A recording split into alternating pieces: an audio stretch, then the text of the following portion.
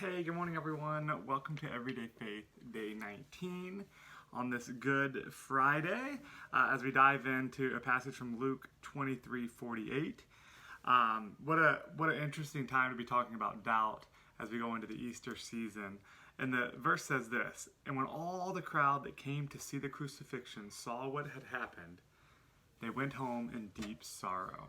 Can you imagine being around in that time and watching all of this go down? It says scores of people gathered on this day 2,000 plus years ago to see if Jesus could overcome or somehow escape the grips of the Roman rulers and religious leaders. Some had followed Jesus closely while others from afar, but most maintained some hope that Jesus had one more miracle left in him. But once he died and breathed his last breath, any remaining hope exited and was replaced with doubts and questions. Imagine if you spent your whole life following this man, watching miracles, but then seeing it come to an end. The crowds left confused, disappointed, and full of doubt. There are so many moments where we're more like the people in this crowd than we'd like to admit.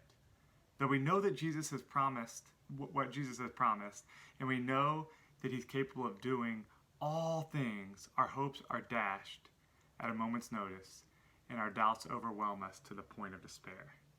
In those times, we have to maintain a broader perspective and remember that no single moment is the end of our stories. We have to see the bigger picture and know that Jesus is always capable and ready to do the impossible, even when all seems lost. I think this is perfect timing. And if you don't, we're not friends on Facebook, or you don't follow me on Facebook, go look me up. It's Brandon, Janous. I'm the only Brandon Janous out there. I made a post a couple days ago about this.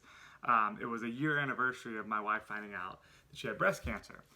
And that day sucked. I mean, just be real. That day was no fun to hear those words. And it was a hard year. A lot went down, and I wrote it in this post, so I won't explain it all.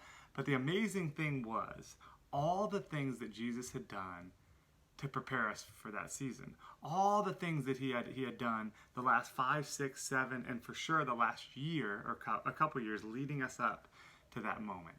It's incredible, and I shared some of those. So again, go check out that post. But it would have been easy for there to be doubts to come in and frustration, all these things to happen. But it was one of the most powerful moments, seasons of our life, because we looked back and saw all that he had done to prepare. So no matter what you're going through right now, he's preparing you.